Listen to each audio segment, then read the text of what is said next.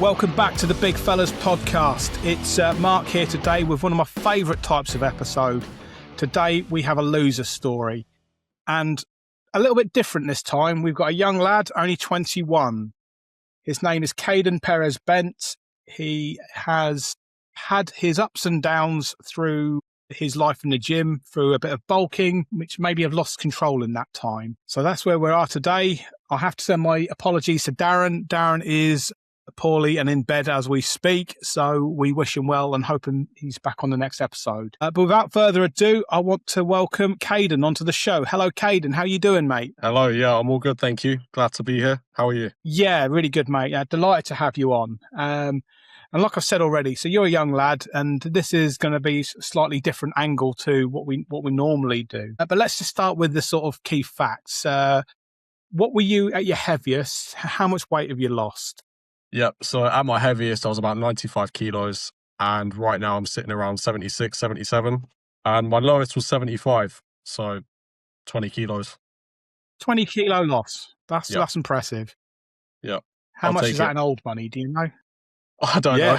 How much is that in stone? Do you know? I have no idea. I only know 20 kilos. Kilo, People ask me about... Yeah. I only know kilos. In fairness, it's a nice crisp number, so I think we'll stick with 20 kilos. Exactly. I ain't going to get my calculator out now, but yeah. No, congratulations. That's a great loss. And yeah, I think it's safe to say probably the way you gained it and the way you lost it was probably not the norm. Do you want to explain a bit more on that? It was quite unconventional. So I started the gym in 2023. And when I started, I was quite underweight. And obviously I wasn't making much progress, didn't have much muscle. And I thought, you know what, let's bulk up, let's eat a lot of food, try and get that muscle on. And at the start, it was going all right. But then I'd say it just kind of got out of control a little bit. I had a bit of an unhealthy relationship with food, and I was just kind of eating as almost like a crutch, which wasn't good. And it was just a bit of a downward spiral, really. I wasn't working hard in the gym, but I was still eating a lot. So I just put on the pounds. And at the end of the day, I got fat. And then I decided, you know what?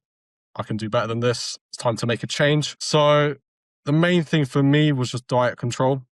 I would say fitness was a big thing to keep me consistent and to keep me working towards targets, things like that. But as I was losing the weight, it was more about just what I was eating, my relationship with food, things like that. And then I lost the 20 kilos. I am where I am now. I'm in good shape, feeling the best I've ever felt. And that's really everything in a nutshell, to be honest. That's awesome. No, that's really good. And we take your hat off to you. So you've kind of gone full circle. You started underweight, you then started to bulk, went a bit too far on the bulking, but you're able to sort of have that intervention with yourself and then sort of bring it back down. So no, hats off to you, mate. Congratulations.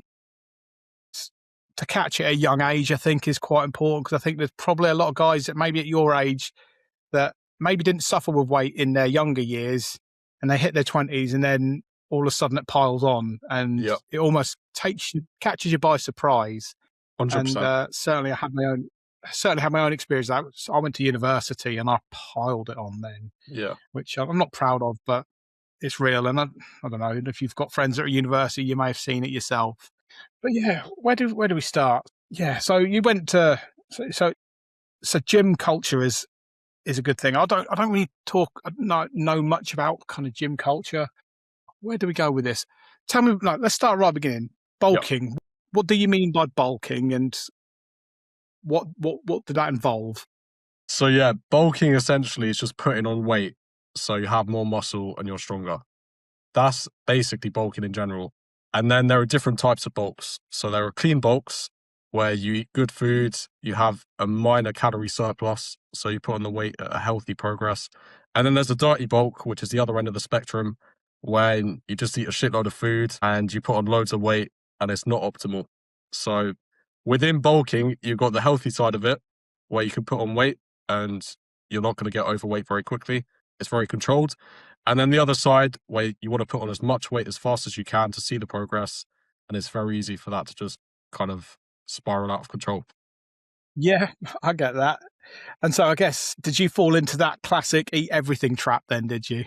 I did eventually, yeah. So at the start, I tried to be healthy with it, and progress was quite slow. And then I thought, let's ramp it up. Let's do more, eat more. I was eating a lot of food. a lot of bad food as well. And from there, it was just kind of a slippery slope, to be honest. Yeah. Is it, I guess, slow and steady wins the race, doesn't it? But was it a case of just getting impatient, thinking, I want more, I need more?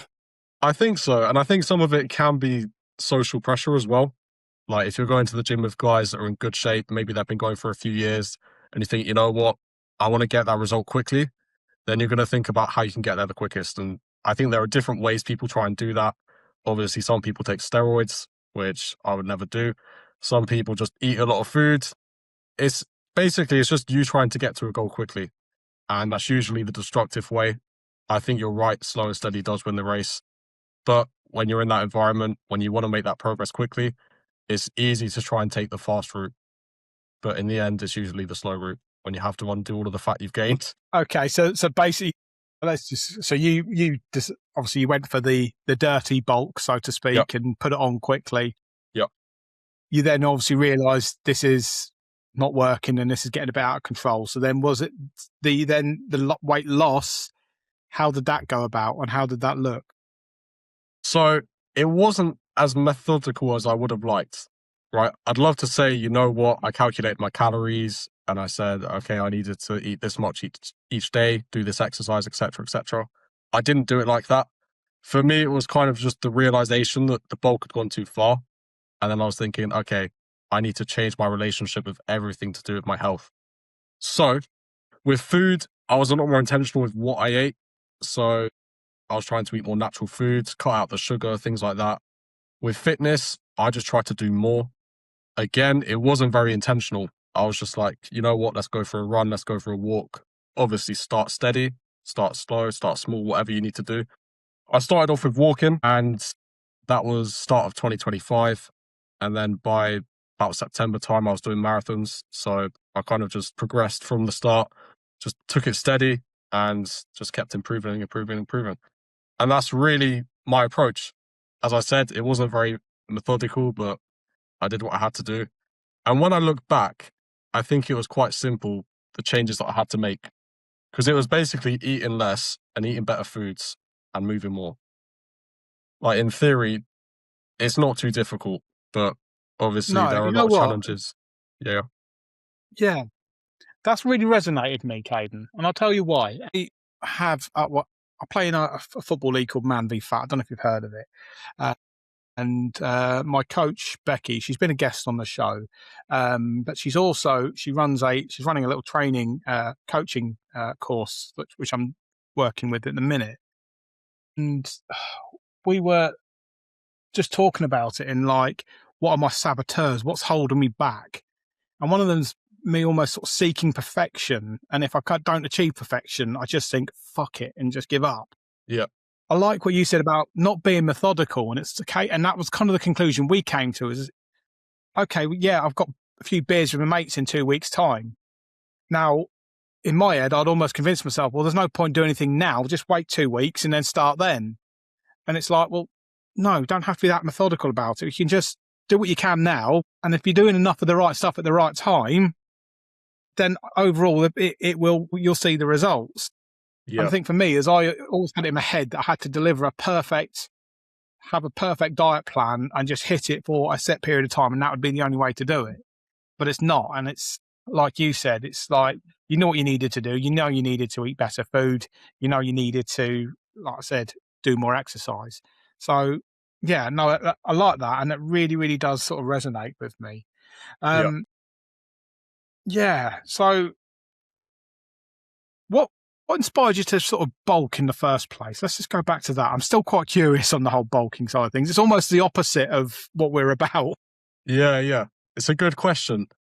When I look back, I don't know exactly what caused me to bulk, but I would say it was just kind of looking at people around me, thinking about me being in the gym and wanting to make progress and thinking, okay, what is the next step?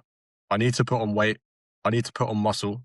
I know what I need to do. I need to eat more. I need to train hard. And that's really it. So it was more of a comparison thing, which I'm not happy about because I don't like to compare myself to other people at all. And nowadays, all I do is compare to my past self. I compare to where I was before in terms of fitness, business, whatever it is. I like to compare to my past self. So in some ways, I'm disappointed that I looked around and thought that I had to do that. But I think that is quite normal, to be honest. Yeah, and I was going to say, with the pressures of social media, do you think that's a thing amongst young men in general, not necessarily yourself, but Yeah, as a wider issue? 100%. I think with social media, there are a few things at play. So obviously, it's just so easily accessible, and you can literally open your phone and see something that you'd never see in the gym, physique-wise, in terms of strength, whatever it is. It's also a highlight reel as well. So someone with a good physique is going to post the best picture of their best physique, which is an unrealistic basis of comparison. And some people just don't really clock that, okay, that's not realistic. That's someone's best picture with the best lighting.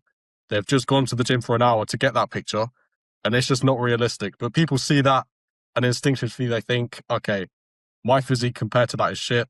I need to do something drastic. And that's where they think about all these things that they might do, whether that's a bulk, whether that's taking steroids, whatever it is.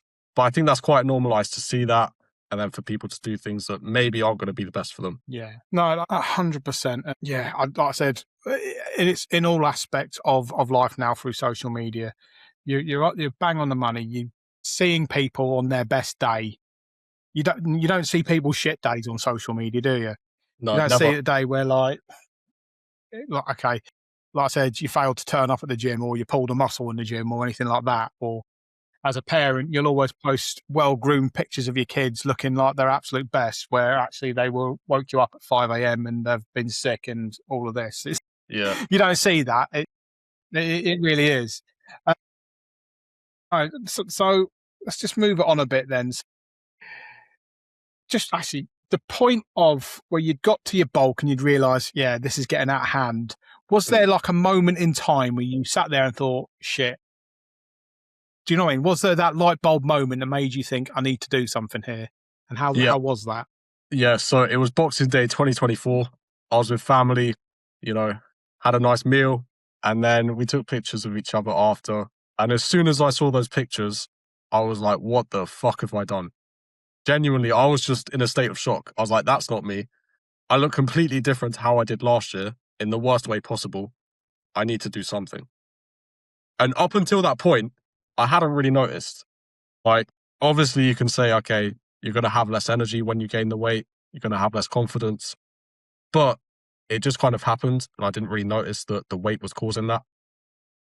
And then when I look back, I'm like, okay, during that period where I was gaining that weight, I did notice, I just had a worse mindset, worse approach to things, just less attention from people, things like that.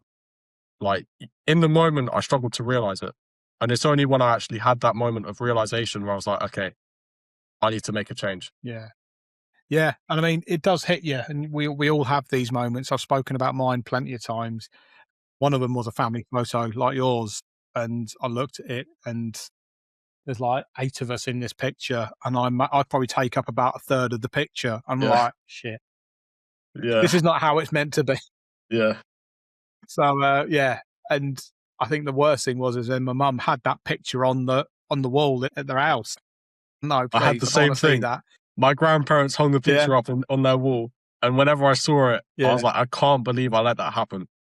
And I think for me, it's slightly different as well, because it's almost like it was an intentional thing that I was doing that just kind of took a wrong step. And, I went down the wrong route slightly. I think some people, they don't even have that intention behind it. Like, I was trying to gain weight. I gained the weight, and I just kind of misdirected it a little bit. For some people, they just kind of fall into it, and there's no benefit they get. There's nothing they were trying to do. And I guess it just happens. Yeah, life just happens, so to speak. Exactly. Yeah, bless you. I guess the thing have your grandparents updated the picture? Not yet. Not yet. No. Still there. Next. Right, yeah. There's a goal But right if there. anything, Get down to whenever I see it now and I realize that's not me anymore, it does give me a sense of achievement. Because I think, okay, that was a moment in time. It does, doesn't it? Exactly. That was a moment in time. I've made a change. That's not me anymore. And that feels good. There is that. That's a good way of looking at it, actually. I mean, I look at some of my fat pictures and I wince. Well, less so now, because I kind of use them to promote the podcast a bit and say, look at this fatty. And yeah, I was 20 stone at my worst. And so I think it's good to have that to say, look, this is how far I've come. I'm still not in perfect shape now, still got more to go, but Yep, look at where you were. And exactly. that's, like I said, it's striving for improvement. And I think that the nail on the head, which you hit earlier, was it's not comparing others, it's comparing yourself. Are you better than Yep, where you were 12 months ago? That's what it's really about, isn't it, mate? 100%. And I think it kind of ties into your approach to life in general. Like, if you're just trying to improve things all of the time, you're going to realize where you are now or where you were before is not the end goal. Like, there's always room for improvement.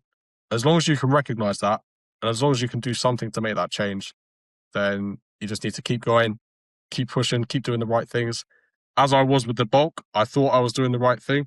I realized that it had gone too far, and then I redirected. I said, look, time to make a change, made that change, and now I'm in the best physique or the best shape of my life. So it's just a matter of looking at yourself honestly and thinking, okay, am I on the right track? Am I doing the right things? And sometimes it's difficult to even realize it. As I said, I had that moment with the picture. If I hadn't have had that, maybe it would have gone on for longer. Maybe I would have just said, you know what, fuck it. This is who I am now. You never know. You never know. But you need to be receptive to what you're doing, making a change, and just, like you say, striving for that improvement. Definitely, mate. No, I love that. Wise words indeed. So let's talk about your relationship with food. So in your bulking phase, as we call it, what did your diet look like? What would be a typical day? Right. So it was quite bad. So as I'd wake up, I'd have steak and eggs, which wasn't too bad, to be fair. That's a good start to the day. Nice and healthy, quite satiating, to be honest. And then during the day, I'd just have loads of food. I didn't really have set things, so I'd literally go to Sainsbury's, fill up a fridge, and then just do that on a regular basis, just eat as much as I wanted. And then the worst part, and I think the bit that did the most damage, was after the gym, I'd go to Pizza Hut, I'd get a massive pizza and like fries and wedges and just eat in my car. And I did that so many times. It was so bad. I'll send you a Yeah. picture of the pizza because literally it was the size of my steering wheel in my car. And I was just having that way too much. It was so bad. It was so bad. And I think that when I look back, psychologically, I understand it because I've just had a good workout in the gym. I'm thinking, okay, you know what? It's a reward. And I was also thinking at the time, it's going to improve my physique, get me that muscle, get me that strength. So mentally, I thought I was doing the right thing. But it's a very thin, what do you call it? It's a tightrope. And one wrong step, one pizza too many, and suddenly your whole idea of what the right thing is can just be completely off. And that's what it was for me. And I just fell into that habit. It became regular, and that's that. No, I get that entirely. In my job, I'm out on the road. So I'm out 9 to 5. I'm out visiting clients. I don't work in an office or anything. And so eating in my car is a thing, and that's quite a regular thing. And it is too easy to pick up a Mackey's, just get a drive-through between meetings, or just pull up at Tesco, get a meal deal, stop off at services, get a Ginster's pasty, and Yep. it's just quick and on the go. And the other thing, and the thing I don't think we've really touched on much, and it's only just occurred to me now, is you're sat there in your car on your own. There's no one else around you. No one's judging you, are they? Do Exactly. you know what I mean? If you're telling Yeah. people, if you were telling people, look, I'm on this, I'm trying to sort of get healthy and everything, you would be sat and smashing a massive Domino's or a massive pizza in front of like your peers saying, look at me, I'm trying Yeah. to be healthy. Exactly. It's almost like there's no judgment, there's no accountability. It's you and the food, and if you want the food, you're going to eat it. That's it. Yeah. Exactly. There's no one looking. There's no one can hear you. So you just do it. And that has been an issue for me pretty much across my career. I'm actually saying I'm at a point now where I'm probably the most consistent where I am making my food and taking it with me. One problem I did have in my worst time is I'd make lunch. I'd get up, have breakfast. I'd make a packed lunch. And then like by 10:30, I'm getting peckish and I start eating my sandwiches at 10:30. And then I'd be like, it'd get to about 1:30, 2 o'clock and I get hungry again. So then I'd go and buy another meal deal. So it's just like, no, this doesn't work. So, after my own weight loss journey, I did have that conversation with myself. And now I am making my salads, make a salad before the night before, I boil a couple of eggs, and I think eggs are brilliant. I eat so many eggs now, and they are, like I said, they do keep you satiated. They are the original superfood. Yeah. Do you know Eddie Abu? Do you follow him? I've seen him Have you heard of before. Eddie Yeah. Abu? Yeah. He's I have. brilliant. I'd love to get him on the podcast. He's Yeah, in the yeah. god tier of potential guests. But yeah, he just eats steak and eggs. He doesn't eat anything else, I don't think, does he? Yeah. No, that's it. He literally goes into the supermarkets and says, "This steak is shit." Is that the guy? Yes. Yeah. Yeah, that's the one. It goes, they're eating all this sugar and this chocolate. It's a shit. Don't eat Yeah. this shit. He's not wrong. That's it. He is right. He's right in what he said. He's very extreme, but like I said, he won't even eat vegetables. He won't even eat fruit. But it works for him. He's in good shape and everything, bless him. And yeah, that's again, he's fighting a good fight. He's trying to do the right things. I'm not going to snake the guy. There's not really a one size fits all. Like when you look at a healthy diet, it's very individual. You need to think about what your needs are. And a lot of people try and fit someone else's idea of what the perfect diet or fitness regime is. Really, it's down to you. It's down to what you want to achieve, down to how you want to feel, what your goals are, things like that. But you do need to be honest with yourself. And as I was saying about the Pizza Hut, I had the wrong idea about that being good for me. I know logically it's not. I know it's not. But in the moment, when I was thinking about my goals, thinking about getting stronger in the gym, things like that, I just kind of had like a warped perception of what it was actually doing for me. You tell a story to make it fit your narrative, don't you? If you Exactly. You want to convince yourself that eating a pizza is good for you, then you'll convince yourself that eating a pizza is good for you. Yeah, like I said, we paint our own pictures and we tell our own stories, don't we? So let's move on then. So what did your diet change to? What did it then look like? What was your typical food? Yeah, so right now and during that process of losing the weight, I just tried to be as natural as possible. Like literally a lot of carnivore-based foods. So still the steak, eggs, chicken, things like that. Beef is really good. A lot of pasta as well. And I know some people say different things about carbs. Personally, I haven't found carbs to be a problem for me. And when you look at weight loss in general, I think some people overcomplicate it as well. Because it is literally just a calories game. Like, you want to eat good foods within that, but as long as you're eating less calories and you're burning more, then you're going to lose the weight. So that's it. But right now, as I said, just a natural diet and just kind of trying to eat healthy wherever I can. So when you say natural diet, you mean sort of less processed food then? Yeah, 100%. Because I think one big issue with me was the processed food, as I was saying about, what I was eating after the gym, things like that. And as well, I found, first of all, that satiates me less. And second of all, it gives you a false sense of reward because it tastes good. Everything's optimized in the factory, so you get that dopamine hit, and it's just not good for you. So I've just tried to cut that out. Yeah, you're speaking my language now. I talk a lot about ultra-processed food on this podcast, and I've had a few rants about it. Have you read the book Ultra-Processed People by Chris Van Tulleken? I've heard of it. I haven't read it. I've heard of it. Well, if you're not, it's widely available. I'd really recommend it. Certainly, if you're looking at sort of clean eating and everything. He's done lectures which are on YouTube, which are worth watching otherwise, and it is just exposing the food industry for what it is, and it's there for profit. It's not there to provide nourishment. Their goal, their focus is profit. And so if they can engineer food to make it addictive, it will make you consume more. And if you eat more, the profits will be more.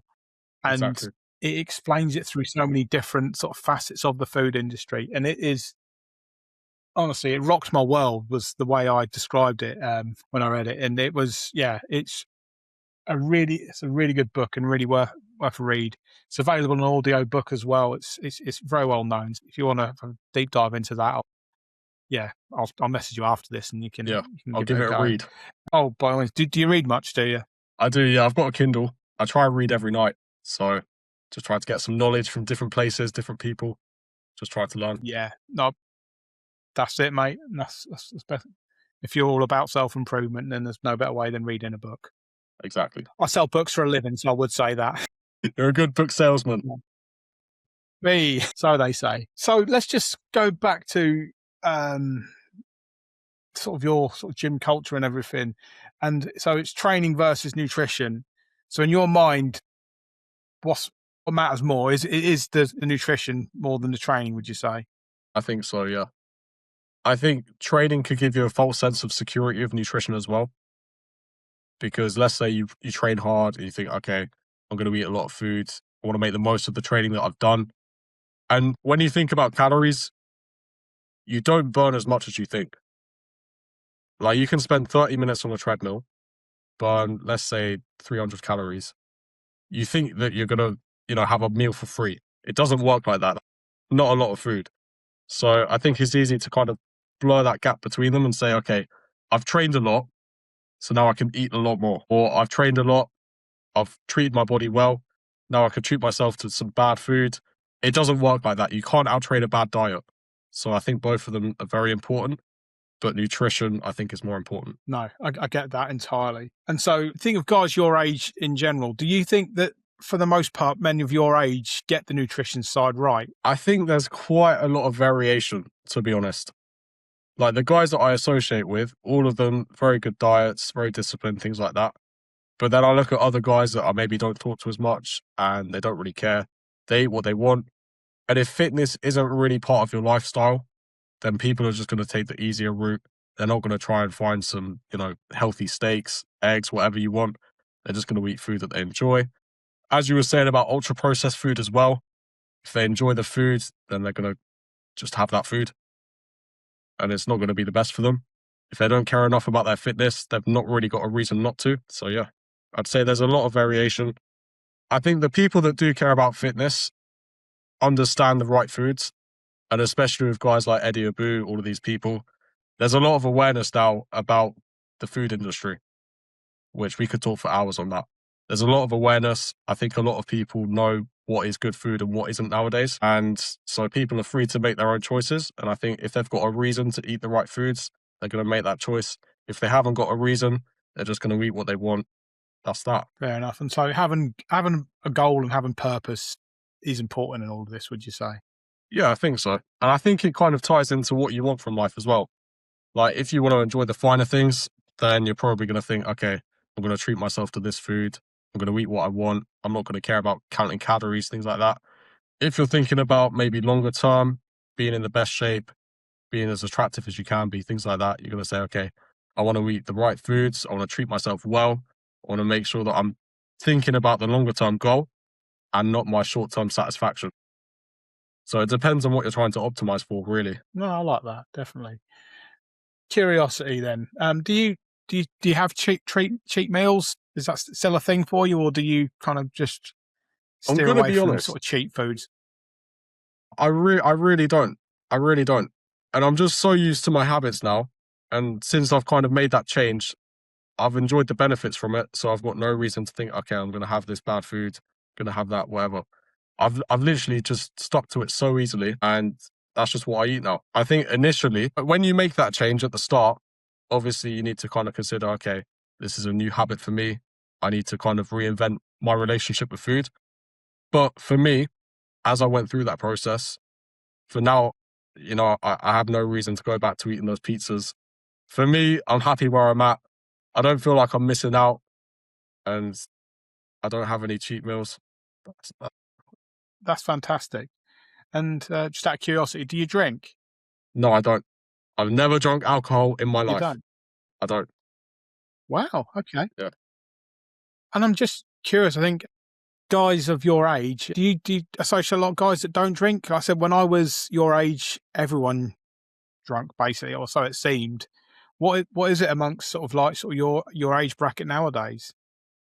I would say it's definitely less common than it was. Not everyone drinks. I know a few guys that drink occasionally. I know very few guys that have never drunk. I'd say most people do it on occasion. Very few people drink every weekend. But it depends on the people you hang around with as well. I would say, just because of my interests now, a lot of people that I talk to are fitness based. And so naturally they're going to be less predisposed to, going out, going to the pub, having a drink, things like that. So based on my experience, I'd say it's probably less common. No, I get that. And yeah, I guess it's all about finding your tribe. And if the people you hang around with associate don't, then you're less inclined to as well, aren't you? So Yeah. And the yeah, opposite as well. yeah, absolutely, absolutely. There's a lot to be said for that. So let's look at 95 kilos versus 75 kilos. What changed mentally? We've discussed the physical side of things. How did it affect you mentally? I would say the biggest change was confidence. And that kind of permeated literally every area of my life. Like business wise, I was more confident that I could go out, talk to people, have those interactions, land deals, things like that. Relationships wise, I'm single and I'm not dating right now, but I have so much more confidence than I did. Like it's the difference between 95 and 75 has been crazy for me. And even just in terms of interest that I get, it's more than I thought. And I thought, you know what? Maybe some people just weren't attracted to me, but genuinely, since I lost that weight, massive change, absolutely massive. And I think just having that as well, even just all of those interactions you have where people are, they like the look of you more, or that you have more confidence, that all adds up and you just feel better about life in general. Like your whole approach to anything. Yeah, Yeah, it's probably a bit of both, isn't it? I think you look better, so maybe people are drawn to you. You feel better, so you're more drawn to other people, if that makes sense.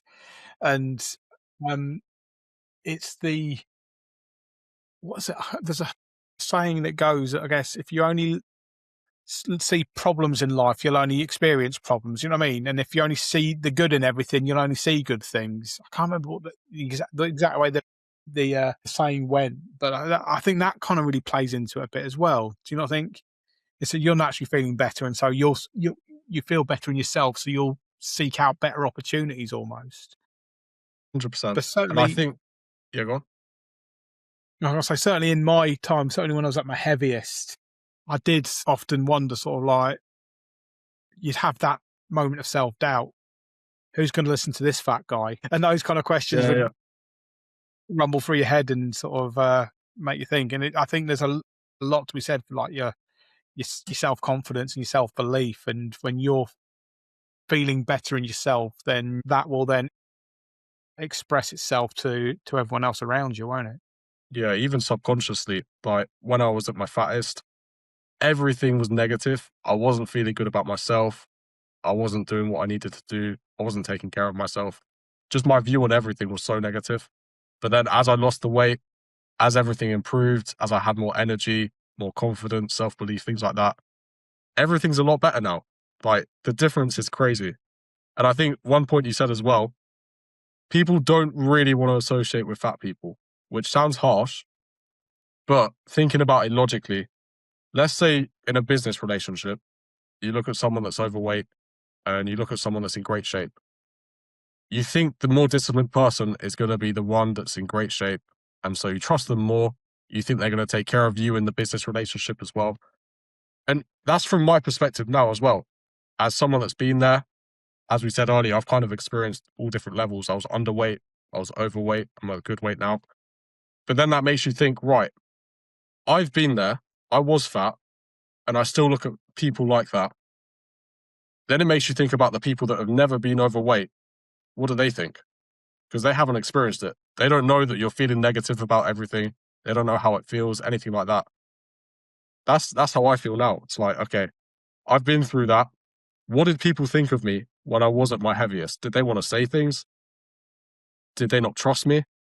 It makes you kind of second guess everything during that period. No, that's interesting. I mean, I think we all do. Yeah, we'll paint the pictures and we'll make our own judgments. We say we're not judgmental people, but we are. We will see people and first glance, we'll make a decision based on it. And yeah, I think there's a lot to be said for, like I said, I work in sales, so I need to sort of look well dressed, I guess, and sort of come across well. If I turn up looking scruffy and sort of like my ass hanging out my trousers or something, then no one's going to take me seriously, or just they're not going to want to do business with me. So yeah, I get it. I think, well, certainly in sales and landing deals, it's a lot more of a personal approach, and it's about being likable. I think more than anything else.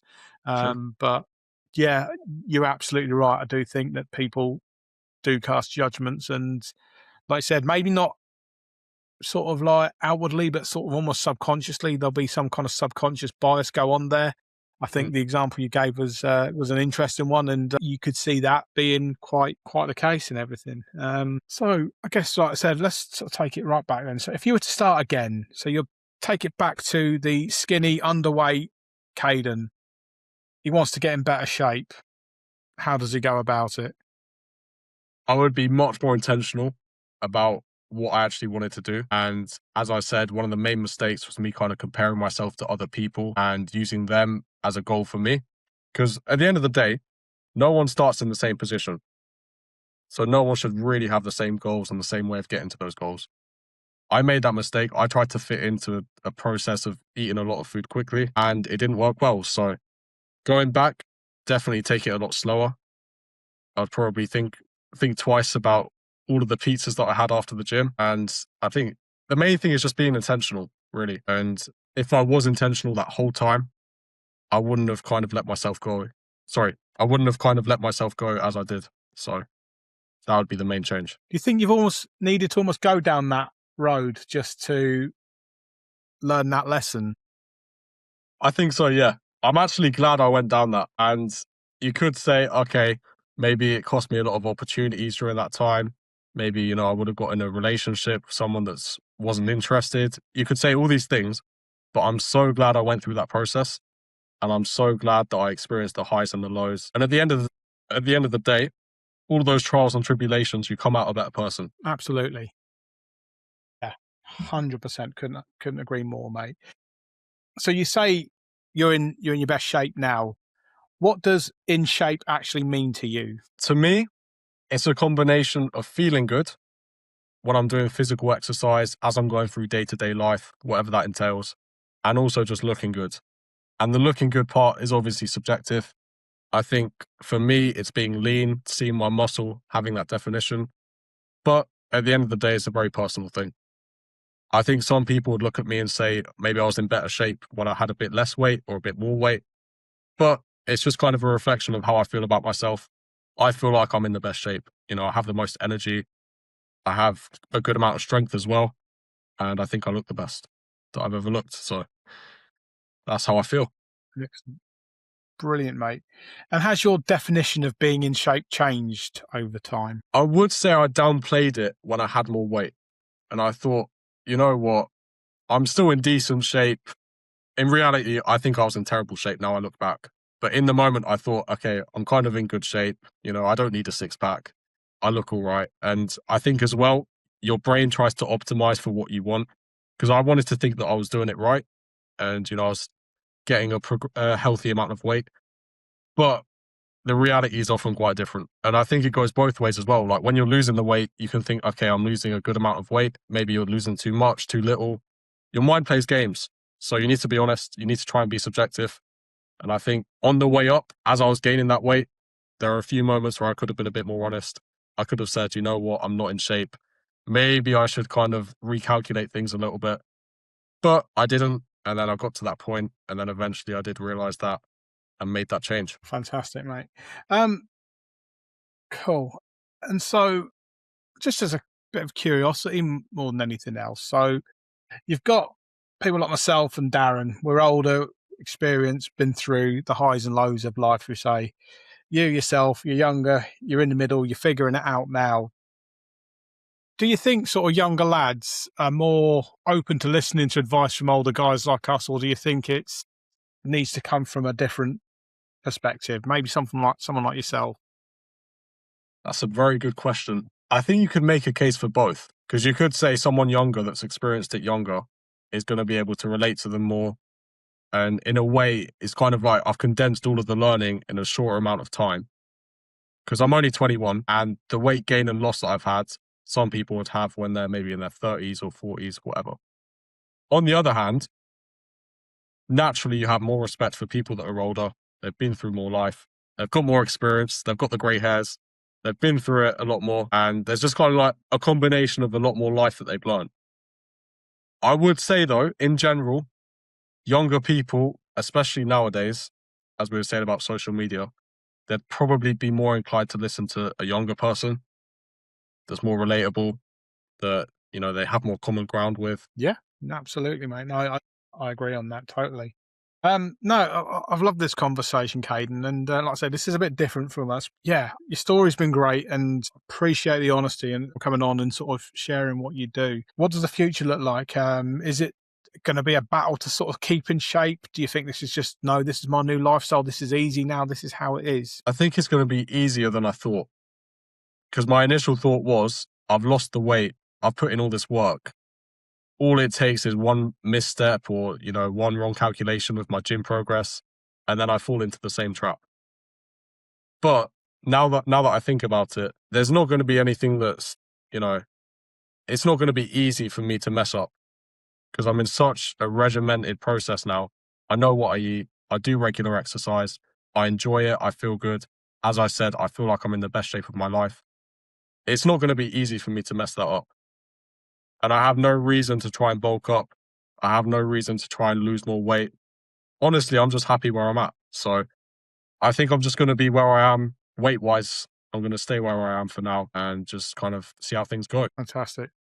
And I think you hit the nail on the head there. Being happy in yourself, that's the key metric in all of this. 100%. And I think it kind of relates back to what you want from life again. Because let's say, you want to be in good shape. You feel like you're slightly overweight. Even if you're losing that weight, during that process, you're going to be happy because you're doing the right things. You're getting towards that result. As you said earlier, if you do the right things, you'll get to the right result. So you're going to be happy in yourself. Even if you're not fully there yet, you're going to be doing the right things. So you should feel happy. And that's how I felt as well. Like even when I was, let's say mid 80 kilograms, like 85 kilos, I was thinking, okay, I'm still not where I want to be. I still don't feel great, but I'm actually quite happy because I'm making that progress. I'm doing the right things. I know that it works as well, because at the start, when you start losing that weight, you have so many doubts in your head. It's like, is this going to work? What am I going to need to change? How easy is it going to be? How difficult is it going to be? Are people going to judge me? There are so many doubts. But as you've gone through that process, even when you're not fully there, you know that everything's okay. And you just need to keep doing it and you're going to get to where you want to get to. Fantastic. I think that's a perfect place to round it up there, Caydn. So thank you so much for coming on and sharing your story. And I hope you guys listening have enjoyed this one. And we look forward to welcoming you on another episode soon.